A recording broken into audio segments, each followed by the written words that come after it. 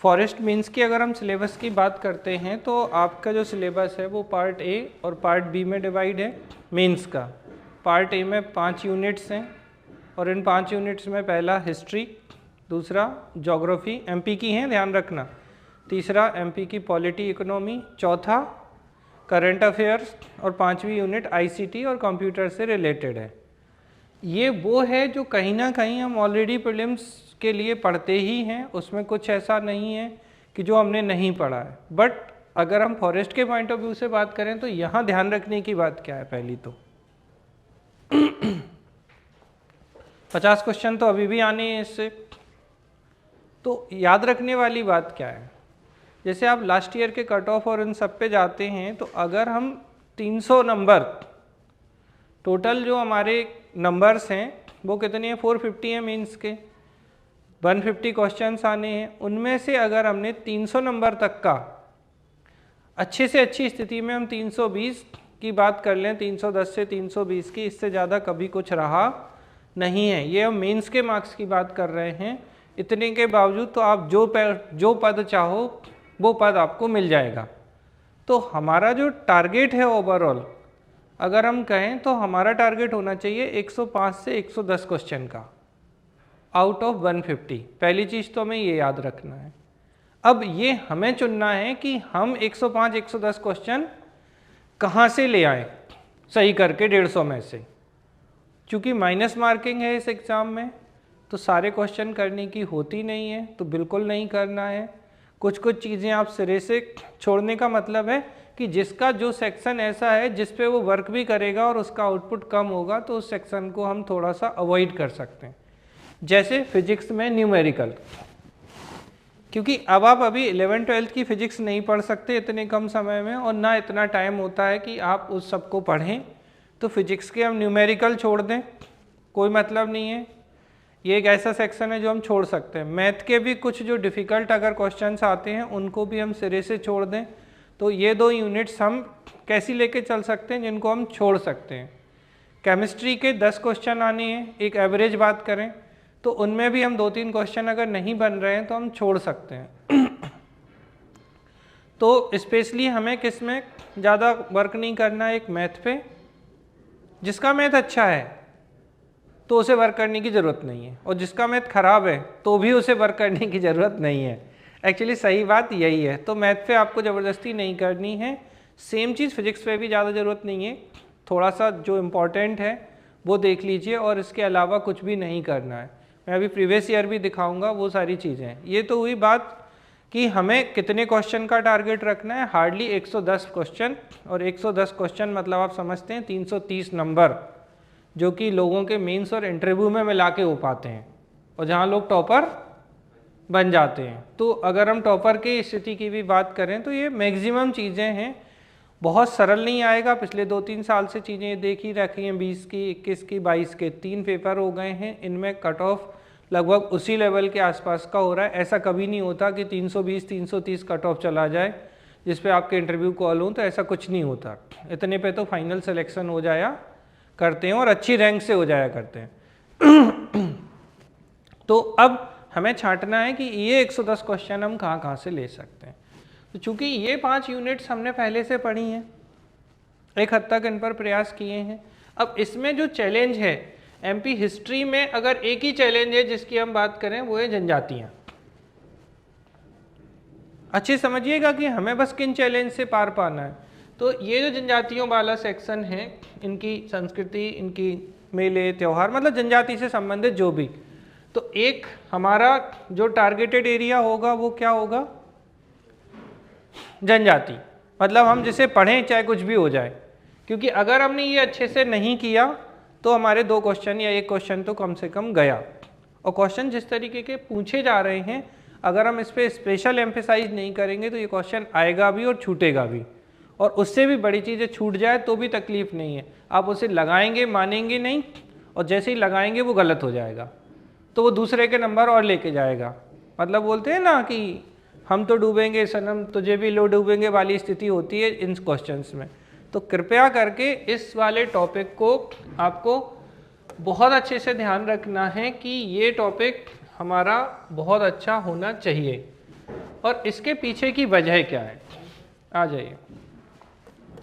ठीक है, अब अगर हम इसी को पार्ट बी में देखें, पार्ट बी में 10 यूनिट है हमारे सिलेबस में, और इसमें भी एक पूरी की पूरी यूनिट क्या दे दी है, ट्राइब्स या जनजातियों पर दे दी है। तो यहाँ से हमें ये भी लाभ होगा कि अगर हम अच्छे से जनजातियाँ पढ़ रहे हैं तो पार्ट ए में 1 से 2 प्रश्न और पार्ट 2 में चूंकि एक यूनिट है तो 10 प्रश्न, यानी कि लगभग अगर हम बात करें पूरी ट्राइब्स पर तो ये कम से कम 12-13 क्वेश्चन का एरिया कवर करते हैं। तो फॉरेस्ट मीन्स के हिसाब से जनजातियाँ आप किसी भी स्थिति में छोड़ नहीं सकते, आपने छोड़ा कि आपका पेपर ख़त्म हो गया। दूसरी बात, हमें हमेशा देखिए इन चीज़ों का ध्यान रखना है कि जो छोटा है और हमें नंबर दे जाए, बड़ा भी है और नंबर नहीं दे रहा, तो ऐसे टॉपिक तो बिल्कुल नहीं छेड़ना है क्योंकि तय समय में पढ़ना बड़ा चैलेंजिंग है। तो अच्छा तरीका छोटा हो और मार्किंग हो। तो छोटा और मार्किंग में हमारा एक फोकसिंग एरिया क्या है, जनजातियाँ और ट्राइब्स वाला टॉपिक हम बढ़िया से कर लें। इस पे हम क्वेश्चंस करेंगे, चीज़ें देखेंगे, और हम कोशिश करें कि थ्योरी ना पढ़ के हम इस पे ऑब्जेक्टिव, मतलब थोड़ी सी थ्योरी और हम most of the time objective पे ज़्यादा रहें या पॉइंट्स ज़्यादा पढ़ें, इंटरकनेक्ट करें। जैसे अगर हम भील पढ़ रहे हैं तो उसकी मैक्सिमम चीज़ें कवर करने की कोशिश करें, ना कि हम उसे भील पढ़ ली फिर कुछ और पढ़ लिया, कुछ और पढ़ लिया, जिससे कि अगर उसकी संस्कृति, उसकी कला, उनके व्यक्तित्व से संबंधित प्रश्न अगर बनते हैं जो कि थोड़े डीप बन रहे हैं, आप बहुत अच्छे से समझ लीजिए। अच्छा, ये जो पार्ट बी में ट्राइब है ये ज़्यादा टफ नहीं आ रही है, तो ये एक प्लस पॉइंट है आपके लिए कि यहाँ से बहुत ज़्यादा टफ नहीं आ रहा। लेकिन पार्ट ए में जनजातियों से अगर आप पिछले 3-4 पेपर देखेंगे, MPPSC के देखें, फॉरेस्ट के देखें, तो इनमें क्वेश्चंस थोड़े ठीक ठाक आए हैं। तो आपको ये अच्छे से करना है। तो हमारा एक टारगेटेड एरिया क्या हो गया, देखो पार्ट ए की 5 यूनिट तो करनी ही है। उस 5 यूनिट में हमने एक चीज़ निकाली कि ट्राइब पर हमें ज़्यादा करना है, जिससे कि हमारे ये 12-13 क्वेश्चन का सिलेबस ऐड हो जाए। तो 50 में हमारा 10 और ऐड हो गया। अगर हम सीधे सीधे बोलें तो 5 यूनिट के अलावा जो हमें एक और यूनिट करनी है वो जनजातियों से संबंधित है। ठीक, यहाँ पर अगर आप देखें तो ये जो परियोजनाएं हैं इन पे लगातार क्वेश्चन आ रहे हैं, थोड़े नए नए टाइप के क्वेश्चंस बन जाते हैं परियोजनाओं के अंदर घुस के। तो आपको इन परियोजनाओं पे भी ज़्यादा अच्छे से ध्यान रखने की ज़रूरत है। नदियाँ जैसे हमेशा आएंगी, वन हमेशा आएंगे, पर्वत हमेशा आएंगे, तो हमें ये मान के नहीं छोड़ना है कि नहीं हमने तो प्रीलिम्स के लिए पढ़ा था तो हमें आता है और हम छोड़ दें। देखो ओवरऑल अगर आप देखोगे ना तो मुद्दा सीधा सा एक ही है कि नंबर चाहिए आपको, और हमारा टारगेट कितने क्वेश्चन है, हम 110 क्वेश्चन तक पहुंच जाएं, बात खत्म हो जाएगी। तो 50 पार्ट ए में 10 जनजातियों के 60। अब इसमें जो थोड़े से अंदर से जहाँ क्वेश्चन आ रहे हैं, जैसे नदियाँ लगातार आ रही हैं, लेकिन नदियों से संबंधित परियोजनाएं, उनकी सहायक नदियाँ, सब्सिडरी रिवर्स जो हैं, उनसे क्वेश्चन पूछ रहे हैं। इस दौरान हम जो सबसे ज़्यादा फोकस रखेंगे वो किस पे रखेंगे, अच्छा क्वेश्चन कहाँ से करेंगे ये भी एक मुद्दा है। तो सबसे पहले प्रीवियस ईयर क्वेश्चन, कैसे क्वेश्चन, प्रीवियस ईयर क्वेश्चन। अब इसमें प्रीवियस ईयर में हम किन किन बातों का ध्यान रखें, एक तो फॉरेस्ट के, तो जो फॉरेस्ट मीन्स के प्रीवियस ईयर हुए हैं हम उन्हें सॉल्व करेंगे। ये तो करना ही है हर हाल में, चाहे कुछ भी हो जाए, क्योंकि जब तक ये नहीं करेंगे आपका माइंडसेट उस तरीके से सेट ही नहीं होगा। फिर जो MPPSC प्री में क्वेश्चन आते हैं, ठीक है, तो यहाँ अभी आप रिलैक्सेशन क्या कर सकते हैं, अगर हम देखें तो MP की ऑड यूनिट है, मतलब यूनिट 1 प्री की, यूनिट 3, यूनिट 5, यूनिट 8 और यूनिट 9, 1, 3, 5, 8, 9 ये आपके पार्ट ए की यूनिट्स के इक्वल है। देखा होगा आप सब ने ये चीज़। तो 1, 3, 5, 8, 9, तो जब हम प्री के प्रीवियस ईयर लगाएं जो कम से कम 25 साल तक के हों, 30 साल भी हों तो चलेंगे, मतलब हम ऐसे मान के चलिए कि 1990 के भी क्वेश्चन है तो करिए, क्योंकि एक भी प्रश्न, भाई जैसे अगर हम माने 30 साल के पेपर हो गए, कितने क्वेश्चन हुए? 3100 क्वेश्चन के हिसाब से, जो कि हमें करने नहीं है क्योंकि इंडियन हिस्ट्री नहीं पढ़नी है। समझ रहे हैं ना? ऐसे ही हमें साइंस की कुछ, अब यहाँ से एक चीज़ और क्या निकल के आएगी प्रीवियस ईयर में, कि इसमें साइंस भी है, हम उसके क्वेश्चन भी लगा लें। तो अगर हम मोटे मोटे Indian geography, world geography, Indian history और इकोनॉमी, इनको हम एक्सक्लूड कर दें, ठीक है, तो कितने क्वेश्चन बचते हैं? 100 मतलब 100 का पेपर है ही ये प्रीवियस ईयर का, तो ऑन एन एवरेज 30 क्वेश्चन हम हटा सकते हैं, मतलब हमें 70 क्वेश्चन एक पेपर में करने हैं। जहाँ पे एम्फेसाइज करना है, चूंकि आप ऑलरेडी एमपीपीएससी की तैयारी कर ही रहे हैं, तो आपने चीज़ें तो देखी ही हैं, लेकिन आपको अभी वहाँ फट से हट जाना है, बोले नहीं नहीं अशोक को रहने दो साहब, बाद में देख लेंगे इन्हें, वहाँ दिमाग नहीं लगाना, नहीं तो सोचने बैठ गए बोले अशोक के हम शिलालेख पढ़ लेते हैं फिर देखेंगे। अगर ये गलती हमने की तो हमारा समय निकल जाएगा, जो कि हो रही है। तो आपको कितने, इनमें से 100 में से एक एवरेज में बात करूं तो 65 से 70 क्वेश्चन होंगे, जिनमें से आपके एमपी के क्वेश्चन, आईसीटी कंप्यूटर वाले क्वेश्चन, करेंट अफेयर, हाँ करेंट अफेयर को क्या करना है, सिर्फ करेंट अफेयर के क्वेश्चन तो हटाने हैं, बस आपको ये ध्यान रखना है।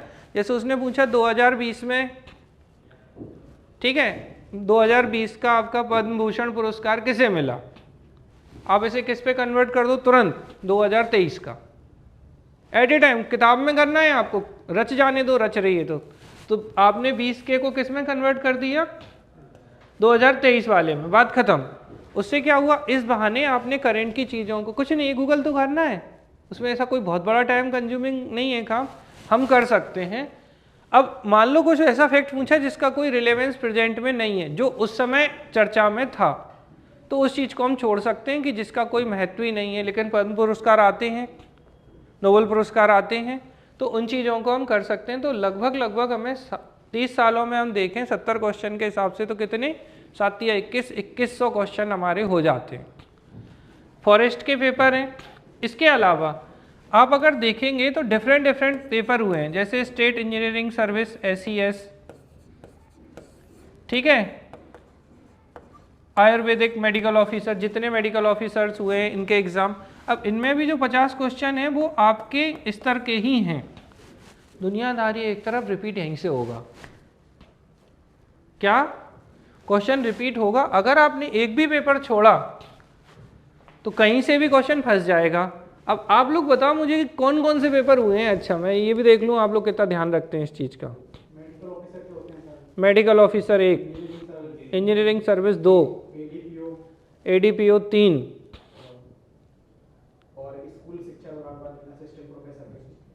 असिस्टेंट प्रोफेसर, चलो ठीक, असिस्टेंट प्रोफेसर का कौन सा पेपर लगाओगे, लेकिन जो जीएस वाला, क्योंकि फर्स्ट पेपर तो सेम ही रहेगा सब में, खाली सेकंड पेपर जीएस में क्या असिस्टेंट प्रोफेसर, हाँ असिस्टेंट प्रोफेसर में आते हैं वो, पहले तो पेपर पैटर्न होता ही नहीं था ये, अब है, हाँ असिस्टेंट रजिस्ट्रार कह सकते हैं, ठीक है। तो असिस्टेंट रजिस्ट्रार के क्वेश्चन, और बस,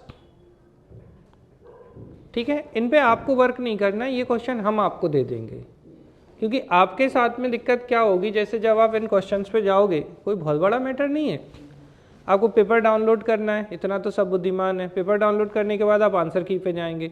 लेकिन दिक्कत ये है कि मोबाइल 1 कहानी 2, आपने पेपर खोल लिया तो आंसर नहीं होंगे, आंसर खोल लिया, या फिर आपको आंसर लगा के क्या करना होगा कि आंसर या तो प्रिंट निकालो और फिर आंसर्स देखो, तो उसमें थोड़ा सा ये टाइम कंज्यूमिंग प्रोसेस है। हाँ अगर इसको करना है तो दूसरे तरीके से आप कैसे कर सकते हैं कि प्रिंट निकाल लीजिए, ठीक है, जो कि एक कॉस्टली प्रोसेस है आपके लिए, क्योंकि फिर ऑड देंगे कि इवन देंगे, बहुत सारी समस्याएं हैं उसमें, पेज बहुत ज़्यादा है। तो उसका एक तरीका ये है, चलो छोड़ो सॉल्यूशन पे बात करते हैं, हम सीधे पेपर दे देंगे आंसर के साथ में, बात खत्म। मतलब आपके वो पेपर में, हाँ लेकिन आप अपने लेवल पे अगर करना चाहें तो क्या करिए, डाउनलोड करिए और एक उत्तर OMR शीट बना लीजिए, क्या बनाइए, OMR शीट टाइप की बना लीजिए कि जिस पे आप आंसर लिखते जाएं, तो आपका ये हो जाएगा कि चलो आपने पेपर को प्रैक्टिस के फॉर्म में सॉल्व कर लिए। अगर ऐसा करना है तो आप कर सकते हैं, और अगर आपको लग रहा है कि नहीं ऐसा करने में अभी हमारा समय नहीं हमें परमिट कर रहा है क्योंकि टेस्ट ऑलरेडी हो ही रहे हैं, तो तो आप दूसरी प्रोसेस को क्या करिए, हम आपको state engineering service, medical officer, ठीक है, असिस्टेंट रजिस्ट्रार, समझ में आ रही है, फिर बहुत सारे पेपर हैं, आपने जो 2-3 नाम लिए कम से कम में 12 से 13 एग्जाम हो जाते हैं, तो उन सब के 50-50 क्वेश्चन के पेपर हम आपको प्रोवाइड करा देंगे। आप सीधे पढ़ लीजिए, क्योंकि उसमें आंसर आपके टिक होंगे, तो आप इन्हें सीधे सीधे कर, देखिए फंसेंगे यहीं से, मैं फिर बोल रहा हूँ, चाहे कुछ भी हो जाए तो, और नहीं भी फंसे तो हम एग्जाम के सर्कल में हैं, जिस सर्कल से क्वेश्चन आ रहे हैं, जिनसे वो लगातार पूछ रहा है, वो क्या रहा है, लास्ट का पेपर, जैसे अभी मैं एग्जांपल दूं, MPPSC 2023 में फॉरेस्ट सर्विस का जो पेपर था 10 तारीख को जो पूछा गया था दिसंबर में, उसी का सेम क्वेश्चन रिपीट कर दिया, अल्लाह 7 दिन के अंदर 2 पेपर में डाल दिया। शरद कमल, अभी हम 22 के पेपर पे बात करेंगे, तो ये चीज़ आ रही है। अच्छा, और उस समय तक उन्हें आंसर शीट नहीं दी थी, वो भी चंट कम नहीं है कि बेटा तुम अगर लगाओगे भी तो तुम्हें ढूंढना, तो मतलब प्रयास तो उनने करवा ही लिए कि एक काम करो तुम देखो उत्तर, तो इतने सरल भी नहीं थे क्वेश्चन कि एकदम से तुरंत आंसर ढूंढे, तो वो भी एक समस्या का कारण था लोगों के लिए।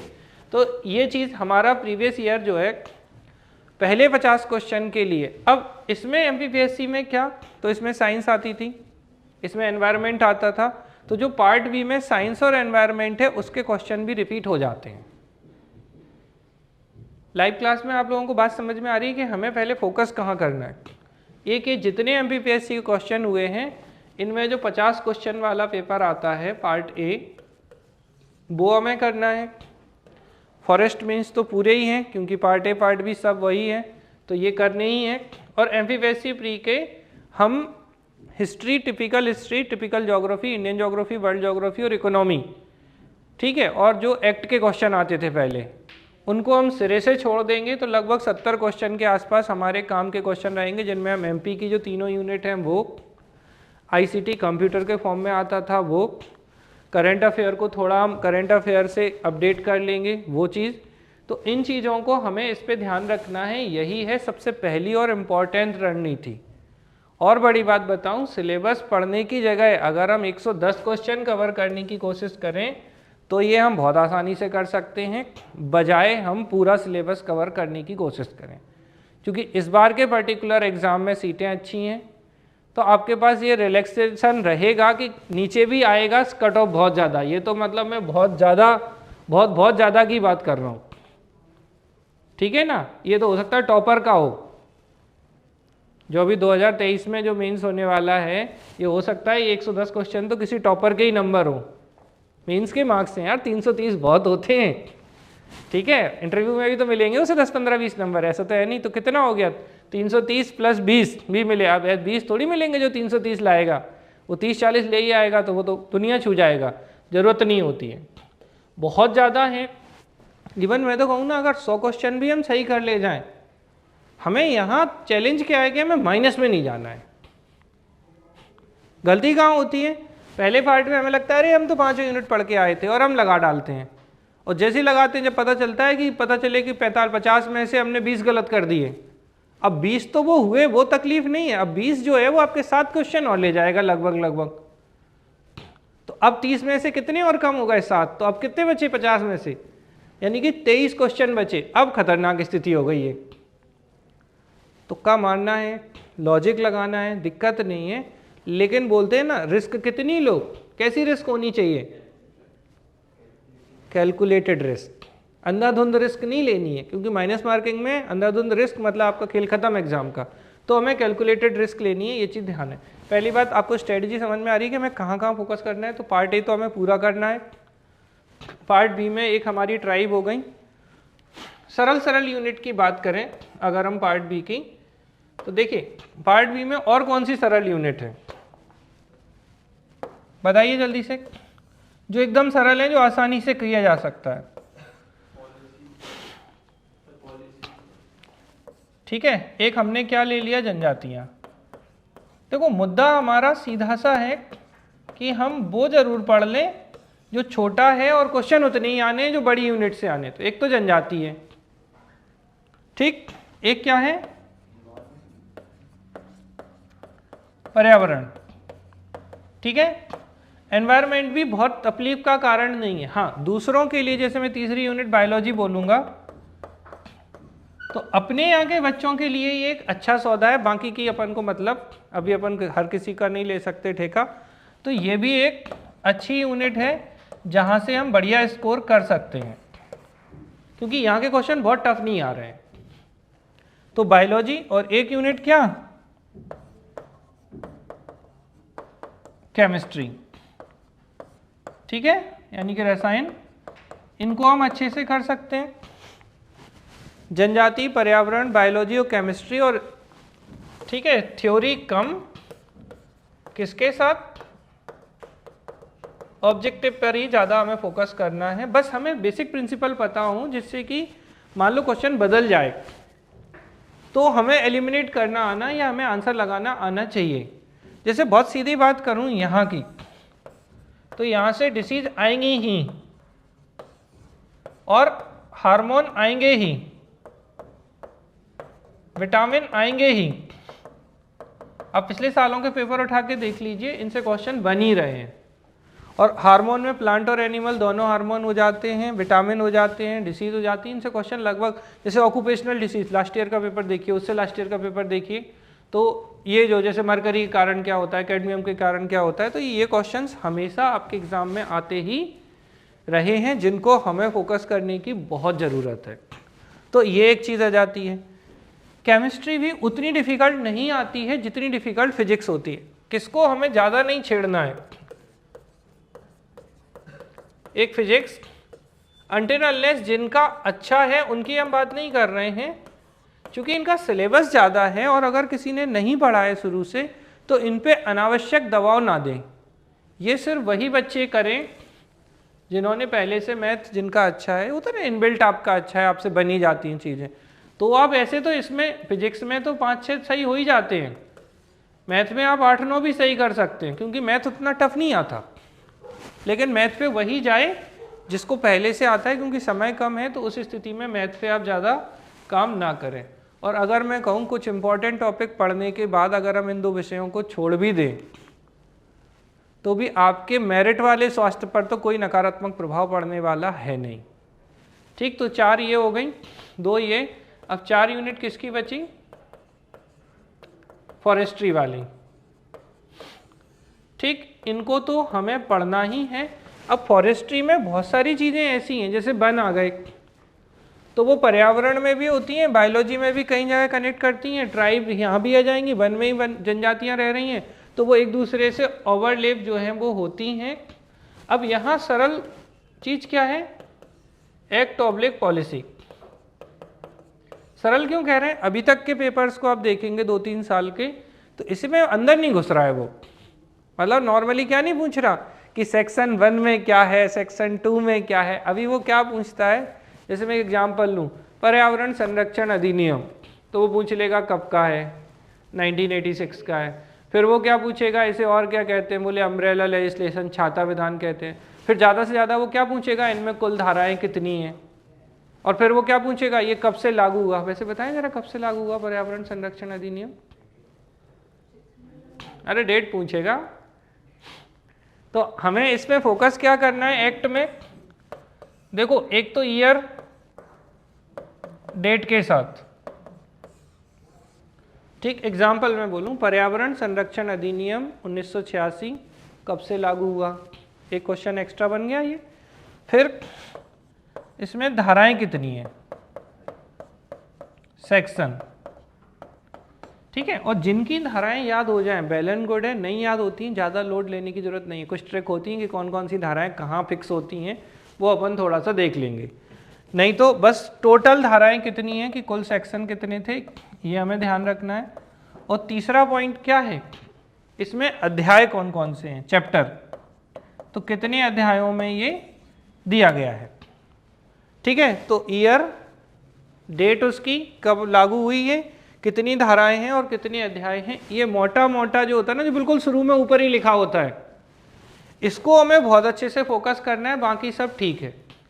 मज़ेदार बात यह है कि वो इतने सरल सरल क्वेश्चन भी पूछ रहा है ना, जैसे फॉरेस्ट पॉलिसी कब की नहीं है, उस सिलेबस में एकदम सामने ही दी है कि कौन कौन सी फॉरेस्ट पॉलिसी थी। तो सबसे पहले कौन सी बात आ गई, ईयर वाली, तो इस चीज का हम ध्यान रखें। समझ में आ रही, एक्ट वाली, क्योंकि ये सरल सेक्शन है, इसमें हम बहुत अच्छा कर सकते। ऐसे ही फॉरेस्ट प्रोटेक्शन वाला जो है संरक्षण, इसमें ना आंसर एलिमिनेट कर लोगे भले आपको नहीं आता हो, तो आप ये मत सोचना कि ये हमने बहुत अच्छे से नहीं पढ़ा या कुछ भी नहीं किया तो नहीं बनेंगी। वहाँ की चीज़ें बहुत बोलते हैं ना जर्नल इंटरप्रिटेशन की हैं, किससे नुकसान होता है किससे नुकसान नहीं होता है, ये सारी चीज़ें आती हैं। एक एकदम जो सीधा क्वेश्चन आएगा वो क्या है, स्पीसीज प्रजातियाँ, ठीक है। तो ये क्या पूछे इनने, बॉटनिकल नेम, मतलब इनकी फैमिली और बॉटनिकल नेम, यानी साइंटिफिक नेम। 12 प्लांट्स दे रखे हैं, बिल्कुल खुला बोलता है भैया यही देंगे, अब आप पढ़ लो तो ठीक है, नहीं पढ़ना है तो मत पढ़ो। तो वो उसने ओपन पिक्चर कर रखी है, मैं दिखा देता हूँ आपको जैसे। तो इसने क्या किया है, बिल्कुल क्लियर कट दिया है, सीधा सीधा,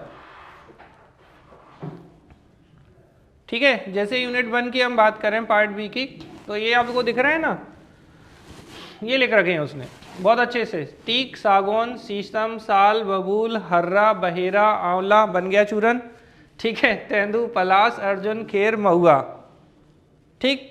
ये 12 हैं, इनमें से एक आना है पेपर में, देते ही नहीं है, यही तो गेम है। अब तो पिछले 3 सालों का पेपर उठाओ, अब एक देगा। देखो मैं फिर कह रहा हूं, पता क्या होता है, हम बहुत पढ़ते हैं और पता है पढ़वाता कौन है, डर इतना डर होता है पेपर का। एक्चुअली सच बता रहे हैं, आप चाहे कोई पेपर उठा लो, आप ढंग से देखोगे ना, सिलेक्शन से 5-10% ऊपर का पेपर हमेशा वो आता है जो कहीं ना कहीं ट्रेंड में रहा होता है। बस क्या होता है कि अनावश्यक बहुत ज़्यादा प्रिकॉशन लेने के चक्कर में या बहुत तनाव के चक्कर में हम इतना रायता फैला देते हैं कि कई बार हमें आती हुई चीज़ हम गलत कर देते हैं, और जो चीज़ हमने मतलब ही नहीं हो, फिर क्या होता है, ज़्यादा पढ़ लेते हैं तो कन्फ्यूजन होता है। तो हमें अनावश्यक चीज़ों पे नहीं जाना है, आप तो देख लेना आते यही रहे हैं, यही आएंगे, तो ज़्यादा हमें परेशान नहीं होना है। मान लो इस सेक्शन से नहीं भी दिया तो क्या हो गया, 12 नाम याद करने में कौन सा बड़ा हमने तीर मार लिया साहब, ठीक है। ये चीज़ ध्यान रखनी है इसमें। एक तो बिल्कुल मतलब अपने दिमाग में पहले फिक्स कर लो कि अपन को क्या क्या करना है। जैसे ये थोड़ी सी परिभाषाएं और इतिहास कि भैया इतिहास क्या है फॉरेस्ट्री का, तो यहाँ से जैसे पहले फॉरेस्ट ऑफिसर कौन हुआ करते थे, ठीक है। भारत में जैसे फॉरेस्ट मैन ऑफ इंडिया, किनको जान बताओ जरा कौन है,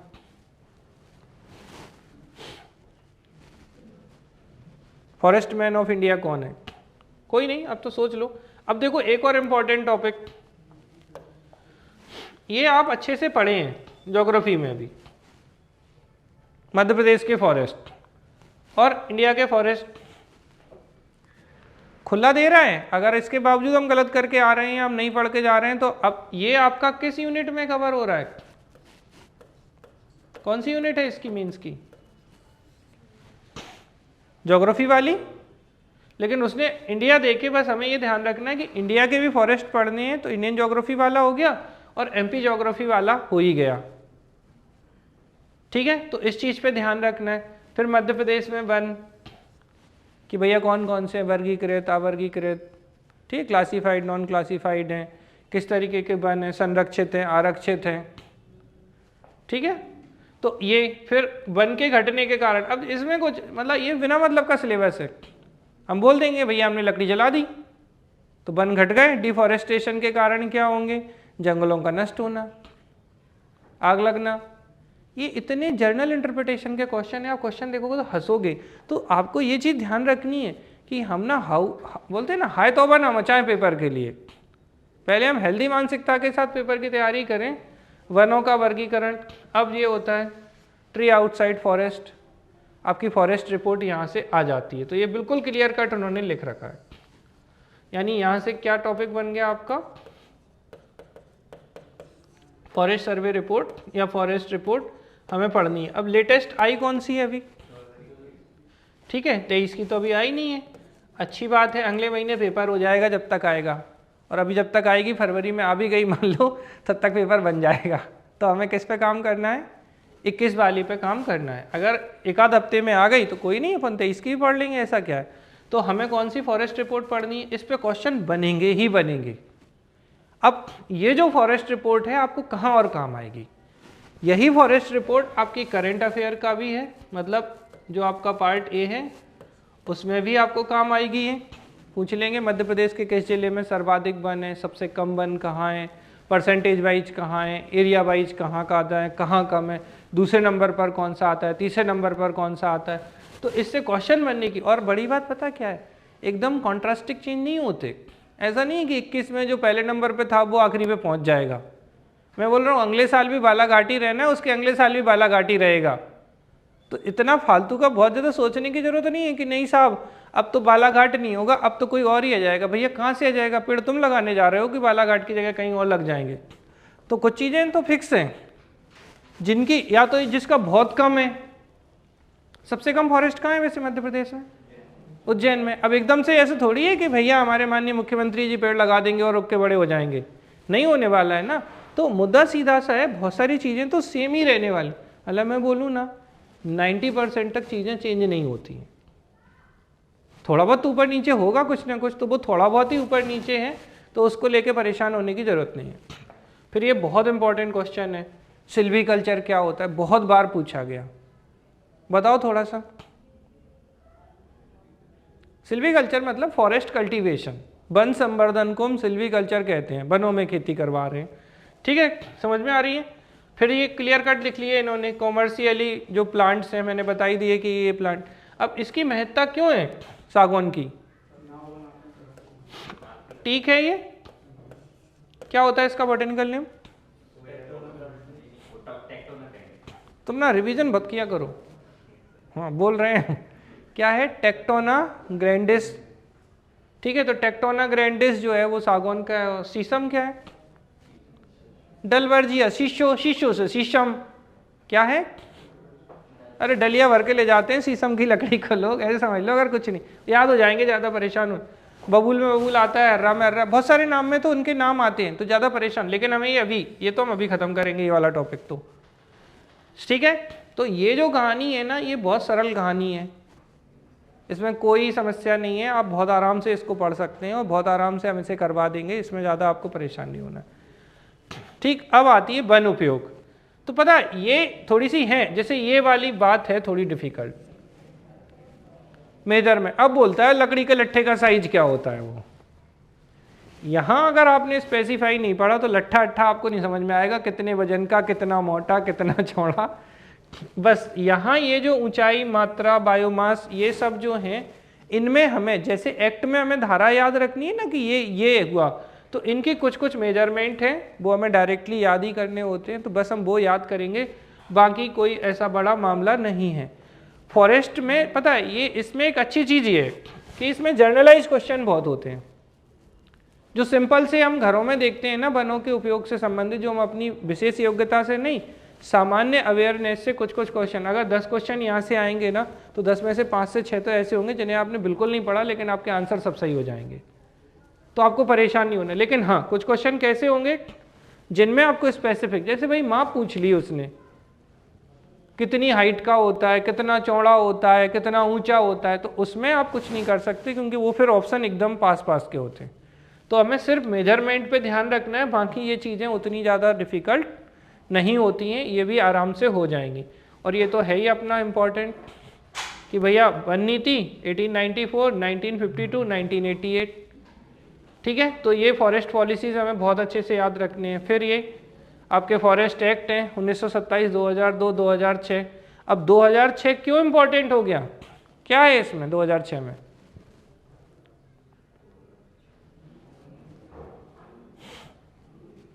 अच्छा, पैसा एक्ट कब आया था?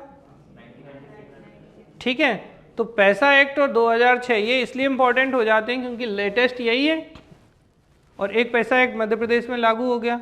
अच्छा, पैसा एक्ट कितने राज्यों में लागू है? हैं? मार लो तुक्का, कोई नहीं। अब जैसे यहाँ एक क्वेश्चन आया था, मैं बताता हूँ, प्रीवियस ईयर क्वेश्चन है, 1952 की पॉलिसी के अकॉर्डिंग वन क्षेत्र कितना होना चाहिए? लगा लो लॉजिक, कोई नहीं। कोई नहीं, कितना आप सोच लो अच्छे से, कोई दिक्कत नहीं है, अभी बात करेंगे इस पे। तो ये जो एक्ट है, तो सबसे पहला काम आपको सिलेबस देखना है। देखो यहाँ अच्छे से बायोडाइवर्सिटी एक्ट, तो मैं पहले झटके में आपको कुछ एक्ट अभी बता दूंगा आज के टारगेट में कि ये इनके ईयर ये हैं, जैसे पर्यावरण संरक्षण अधिनियम, वन संरक्षण अधिनियम, जल प्रदूषण अधिनियम, वायु प्रदूषण अधिनियम, वही बात करेंगे जहाँ पे अपन बात करेंगे। ठीक, ये एक चीज़ ध्यान रखनी है। तो ये तो हो जाती है आपकी क्या, ये फॉरेस्ट पॉलिसी और उससे संबंधित है। ये देखने में थोड़ा अटपटा है बट ये उतना टफ आ नहीं रहा है। इसके 10 क्वेश्चन के हिसाब से मैं बोलूँ तो 10 में से हो सकता है 4 तो वो सिर्फ ईयर पूछ ले। लिंक चली गई, हाँ। क्या पूछ लेगा 10 में से 4 पे, तो वो ईयर ही पूछ लेगा कि भैया ये कब आया था, ये कब आया था। तो ओवरऑल आपको देखिए ये जो आपकी तीसरी यूनिट थी, ठीक है, पार्ट बी की, इसमें आपको सबसे पहला जो काम करना है, हम लोग भी यही करेंगे कि पहले हम ये देखें, जैसे राष्ट्रीय वन नीतियाँ, नेशनल फॉरेस्ट पॉलिसी, पूछेगा कौन सी नहीं है। 1892 है क्या? नहीं, क्योंकि आपको पॉलिटी का एक्ट याद आएगा 1894, 1952 और 1988, 3 फॉरेस्ट पॉलिसी हैं। आपको ध्यान रखना है कि ये 3 वन नीतियाँ थीं सिलेबस में जो दी हैं, तो पूछ लेगा कौन नहीं है राष्ट्रीय वन नीति। इस तरीके के क्वेश्चन भी पूछे जा सकते हैं। फिर फॉरेस्ट एक्ट, तो अगर हम देखें इंडियन फॉरेस्ट एक्ट 1927 1927 का क्वेश्चन पूछ सकता है, स्वतंत्रता के पहले कौन सा फॉरेस्ट एक्ट आया था। इसके अलावा 2002 2006 के ये फॉरेस्ट एक्ट है, ये आपको ध्यान रखना है। फिर वन नीतियों की तुलना कि मतलब तीनों में क्या क्या चेंज हुए, तो कॉम्पेरेटिव थोड़ा सा पूछा जाता है। इसके अलावा ये जो है वन्य जीव संरक्षण अधिनियम बहुत इंपॉर्टेंट है, इसमें पूछ लेते हैं कि भाई वन्य जीव संरक्षण अधिनियम में कितनी धाराएं हैं, कितने अध्याय हैं, कितनी अनुसूचियों में बांटा गया है। ठीक है, 1972 का है फॉरेस्ट एक्ट। तो हमें अंदर जाने से पहले ये चीज़ ध्यान रखनी है कि हम इसके जो ऊपर वाले क्वेश्चन है वो ज़्यादा आते हैं बजाय अंदर जाने के। तो हम पहले एक ओवरव्यू में क्या, कौन सा एक्ट कब आया, कितनी धाराएं हैं, कितने उसमें अध्याय हैं, ये चीज़ हमें याद रखनी है और डेट के साथ, जैसे लागू कब हुआ बेसिकली। ठीक, तो इस बात को हम ध्यान रखेंगे। तो ये तो हो जाती है हमारी फॉरेस्ट यूनिट 3। अब 3 के बाद 4 में फिर से आप एकदम जर्नलाइज टॉपिक पे आ गए। अब देखो आप अच्छे से, जनगणना पार्ट ए में भी महत्वपूर्ण, पार्ट बी में भी महत्वपूर्ण, और बिना जनगणना के एमपी का पेपर तो नहीं बनता, इवन यूपीएससी का ही पेपर नहीं बनता, उत्तर प्रदेश भी नहीं बनता। तो सेंसस हमारा फिर से एक इम्पॉर्टेंट टॉपिक है। जैसे बिना जनजाति के पेपर नहीं बनेगा पार्ट ए, ऐसी पार्ट ए पार्ट बी किसके बिना नहीं बनेगा, बिना जनगणना के नहीं बनेगा।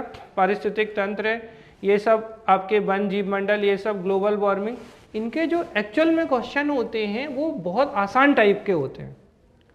कौन वनों को नुकसान नहीं पहुंचाता, कौन प्रजातियों को नुकसान पहुंचाता है, किस तरीके से समस्याएं होती हैं, आर्टिफिशियल क्या है, मैन मेड प्रॉब्लम क्या है, प्राइमरी क्या है, सेकेंडरी क्या है। तो इनके जो क्वेश्चंस हैं ना वो उतने टफ हैं नहीं।